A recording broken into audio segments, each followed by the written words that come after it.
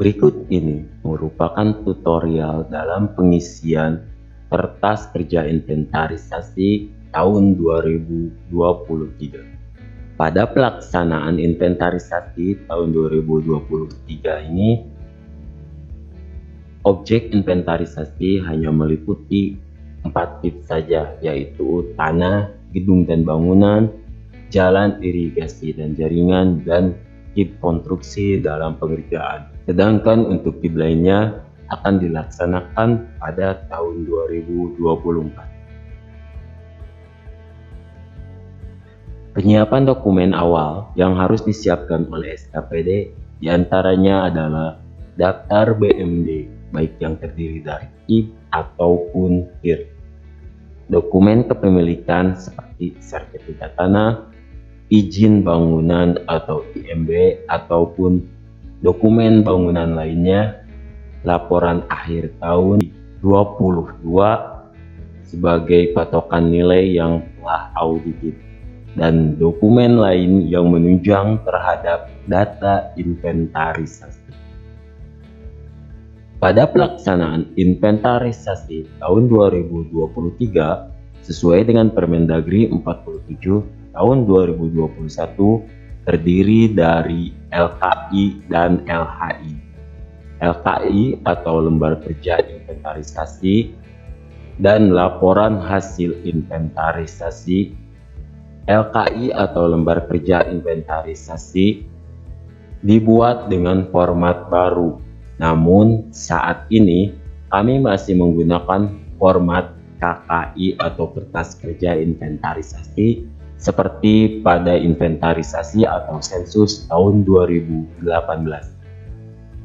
Namun KKI ini telah dibuat dan disesuaikan untuk mengisi format lanjutan, yaitu format LHI yang terdiri dari 11 format sebagai laporan hasil dari pelaksanaan inventarisasi tahun 2023 untuk KIP A, C, D, dan F. Berikut ini merupakan tabel format LHI yang terdiri dari 11 format. Namun, untuk setiap SKPD dapat berbeda-beda sesuai dengan kondisi data yang ditemukan setelah pelaksanaan inventarisasi.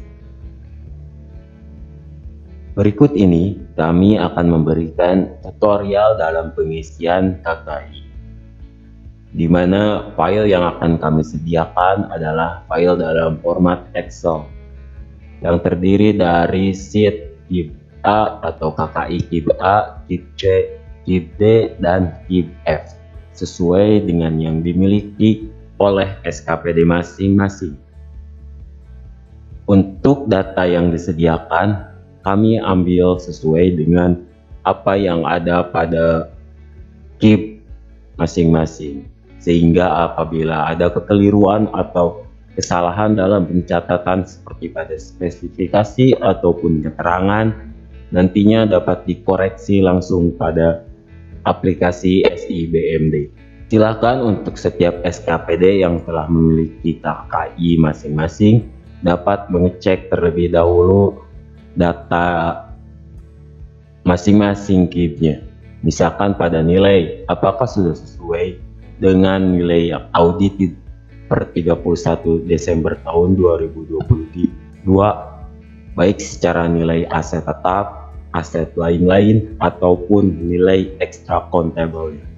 Dan juga untuk pengisian kepala SKPD ataupun pengurus barang, silahkan cek kembali, karena kami mengambil sesuai dengan yang ada pada aplikasi. Apabila ada kesalahan nama ataupun penulisan NIP, silahkan langsung saja disesuaikan. Apabila terdapat kesalahan nilai, jumlah nilai, silakan dapat melaporkan kepada admin di BPKD. Format yang harus diisi untuk setiap KKI pada KIP A, C, dan F hampir sama. Namun, yang membedakan adalah pada KIP A dan KIP D terdapat dua titik koordinat, yaitu titik koordinat awal dan titik koordinat akhir. Sedangkan pada kib C dan kib F hanya ada satu titik koordinat saja. Kami akan mencontohkan pengisian untuk KKI pada kib C. Kolom yang pertama harus diisi pada kib C, yaitu titik koordinat pengisian alamat yang terdiri dari kolom desa atau kelurahan dan kecamatan. Untuk pengisian titik koordinat, kita dapat menggunakan Google Maps atau aplikasi apapun yang dapat menunjukkan lokasi latitude dan longitude dari bangunan tersebut. Misalkan di sini kami menggunakan aplikasi GPS map kamera yang terdapat pada Play Store. Silakan foto bangunan yang sesuai dengan yang ada pada register KKI tersebut. Foto setiap bangunan yang ada pada register kib C tersebut. Kemudian amati data yang tersedia pada foto GPS map kamera tersebut. Ambil data lat dan long dan masukkan pada kolom titik koordinat. Maksud dari pengisian latitude dan longitude ini adalah nantinya untuk pencarian bangunan tersebut pada Google Maps secara real, seperti pada contoh berikut ini. Buka Google Maps, kemudian pada kolom pencarian masukkan titik lat sampai dengan digit terakhir, koma, titik long juga sampai dengan digit terakhir, kemudian enter. Google Maps akan menunjukkan titik dari bangunan yang kita foto. Jika foto kita terlalu depan atau terlalu samping, dapat disesuaikan kembali dengan posisi yang pas sehingga dapat diketahui posisi bangunan tersebut. Seperti itu, dan lakukan hal yang sama untuk setiap bangunan pada register KKI ataupun kib tersebut.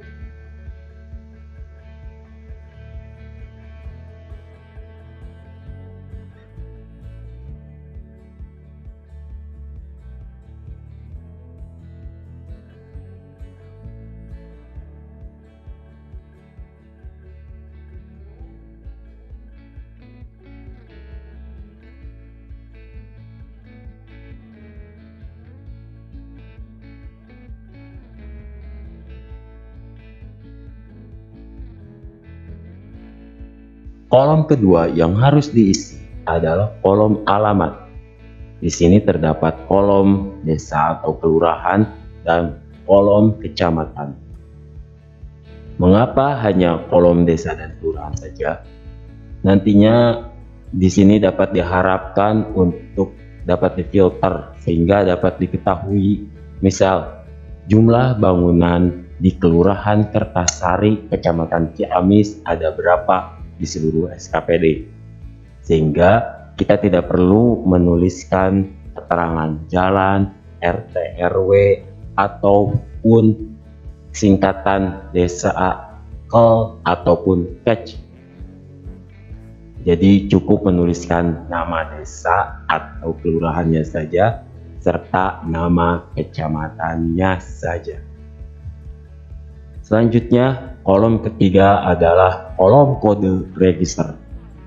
Pada kolom kode register terdapat pilihan sesuai atau tidak sesuai.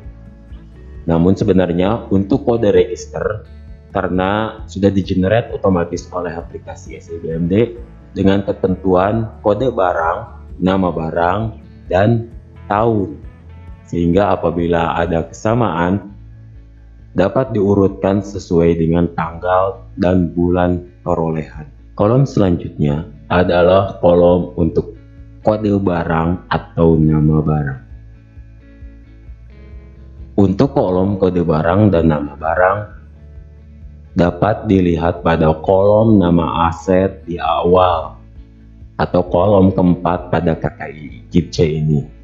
Sedangkan untuk kode barang tidak ditampilkan pada kolom KKI, dan untuk lebih lengkapnya dapat dilihat di data pendukung yaitu pada KIP C.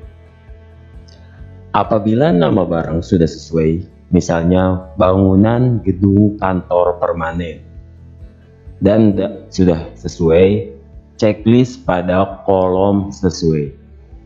Sedangkan apabila dianggap tidak sesuai, misalkan tadinya adalah bangunan gudang, sedangkan kenyataannya adalah rumah genset, dapat disesuaikan atau ditulis pada kolom tidak sesuai, dan pada kolom sebutan silakan masukkan kode barang dan nama barang yang sesuai dengan kode aset berdasarkan Permendagri 108 tahun 2016 tentang kodifikasi BMD, serta yang telah menjadi kebijakan akuntansi pada pemerintah Kabupaten Ciamis.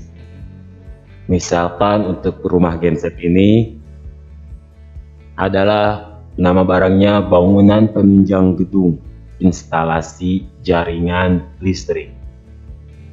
Begitu pula untuk register lainnya, misalkan ada kode bangunan namun ternyata adalah pagar, dapat disesuaikan atau ditulis terlebih dahulu. Untuk selanjutnya nanti dapat dikoreksi pada aplikasi SIBMD. Selanjutnya adalah kolom spesifikasi. Kolom spesifikasi dimaksudkan untuk memverifikasi kolom seperti konstruksi pada bangunan KIP C tersebut, apakah bertingkat atau beton, luas lantai, nomor dokumen, tanggal dokumen gedung, serta luas tanah ataupun nomor sertifikat kode tanah ataupun keterangannya yang memang masih terdapat pengisian yang tidak sesuai ataupun kosong, dapat diisi atau ditandai sesuai atau tidak sesuai. Jika dianggap tidak sesuai dan akan dilakukan koreksi pencatatan, silakan masukkan terlebih dahulu spesifikasi yang dimaksud dengan menyebutkan detailnya. Misalkan yang dikoreksi adalah kolom luas lantai, maka pada kolom sebutkan masukkan luas lantai titik 2, berapa luas lantai bangunan tersebut. Kemudian apakah nomor dokumen bangunan tersebut sudah diisi atau belum. Jika belum, silahkan isi pada kolom sebutkan. Sebelum menjelaskan kolom keberadaan, saya akan menjelaskan dulu kolom kondisi. Untuk kolom kondisi, di sini kita perlu membandingkan kondisi awal yang tercantum pada KKI KIP C tersebut untuk kolom 6 dengan kondisi real bangunan tersebut sekarang. Misalkan tadinya pada KKI ataupun pada KIP baik, namun saat ini kondisinya rusak ringan ataupun sudah memiliki kondisi rusak berat, ataupun sebaliknya, misalkan dari rusak berat namun karena ada renovasi atau pemeliharaan menjadi baik, maka masukkan angka 1 sesuai dengan pilihan kolom kondisi yang sesuai saat ini. Mengapa memasukkan angka 1? Di sini dimaksudkan untuk nantinya dimudahkan untuk proses tabulasi. Jadi berapa jumlah bangunan baik, rusak ringan ataupun rusak berat setelah hasil inventarisasi. Kolom keberadaan terdiri dari isian kolom catatan ada, barang ada, catatan ada, barang tidak ada, dan data tercatat ganda. Apabila kondisi barang memang ada sesuai pada KIP ataupun KKI, maka checklist pada kolom catatan ada barang ada, apapun kondisinya. Namun, apabila pada KKI atau KIP tercatat suatu bangunan atau BMD lain, sedangkan wujud atau fisiknya tidak ada, misalnya karena ada perubuhan oleh masyarakat atau pihak lain, atau karena hancur karena bencana, dapat diceklis pada kolom catatan ada, barang tidak ada, untuk nantinya dapat ditindaklanjuti. Apabila pada KKI atau KIP terdapat dua catatan barang atau bangunan yang sama, baik memiliki spesifikasi nilai yang sama ataupun berbeda, namun dapat dipastikan pada catatan bangunan tersebut adalah satu bangunan dengan fisik yang sama, maka pada kolom data tercatat ganda tersebut sebutkan detail bangunan yang lainnya, seperti kode barang, nama barang, tahun perolehan, nomor register, nilai perolehan, sehingga nantinya dari catatan ganda ini dapat dilanjutkan berupa koreksi salah satu bangunan karena double catat, atau dilanjutkan ke kolom atribusi atau kapitalisasi karena merupakan kapitalisasi bangunan namun dicatat dengan register baru. Lanjutan dari kolom keberadaan adalah kolom atribusi dan kapitalisasi. Kolom atribusi atau kapitalisasi ini dapat dikatakan melanjutkan dari kolom keberadaan untuk data tercatat ganda.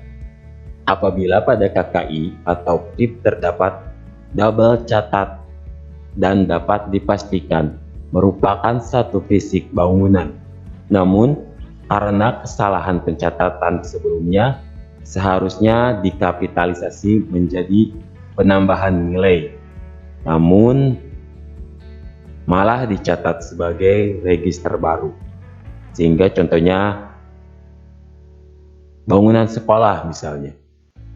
Bangunan kenyataannya terdiri dari 3 bangunan utama atau 3 bangunan, 2 bangunan kelas dan 1 perpustakaan.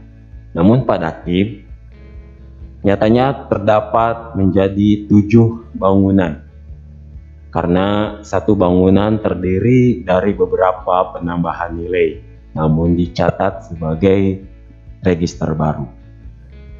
Maka apabila hal ini terjadi, checklist pada kolom ya dan sebutkan secara detail identitas bangunan yang menjadi pasangannya atau bangunan induknya. Misalkan ID barang, kode barang, nama barang, tahun perolehan, nomor register barang, nilai perolehan. Dan tindak lanjut untuk kapitalisasi bangunan ini yang harus difokuskan pada KIP C, karena sebelumnya sudah beberapa kali menjadi temuan BPK RI. Selanjutnya, kolom atau dokumen. Seperti pada kolom KKI, ada kolom nomor dokumen gedung dan tanggal dokumen gedung.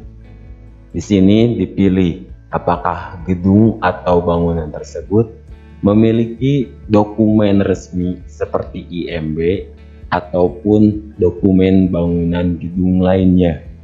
Checklist pada kolom A untuk dokumen ada, atau TA untuk dokumen bangunan tersebut tidak ada, baik belum memiliki izin ataupun tidak ditemukan berkas dokumen bangunan tersebut. Kolom 10 adalah kolom penguasaan. Kolom penguasaan ini maksudnya adalah gedung tersebut saat ini digunakan oleh siapa. Terdapat pilihan PD, PDL, PP, dan PL. PD untuk pemerintah daerah, PDL untuk pemerintah daerah lainnya, PP pemerintah pusat, dan PL untuk pihak lainnya. Untuk P, D, L, PP, dan PL dapat terjadi karena adanya perjanjian pinjam pakai, sewa, ataupun perjanjian sah lainnya. Terakhir adalah kolom keterangan. Kolom keterangan ini dapat diisi dengan catatan lain yang tidak terakomodir pada KKI. Misalnya, status tanah milik desa atau pihak lain. Bangunan sedang proses penghapusan pada tahun anggaran berjalan, yaitu tahun 2023. Bangunan sudah dimutasikan ke SKPD lain pada tahun 2023 atau berjalan. Keterangan ataupun keterangan lain yang dapat dijadikan acuan sebagai bahan catatan koreksi dari tim inventarisasi. Sekian tutorial untuk pengisian kertas kerja inventarisasi ini. Semoga dapat membantu rekan-rekan SKPD lainnya. Apabila ada kesulitan ataupun sesuatu yang belum dimengerti, dapat menanyakan langsung kepada admin di BPKD Subit Penatausahaan dan Pelaporan Barang Milik Daerah. Sekian yang dapat kami sampaikan. Kami ucapkan terima kasih.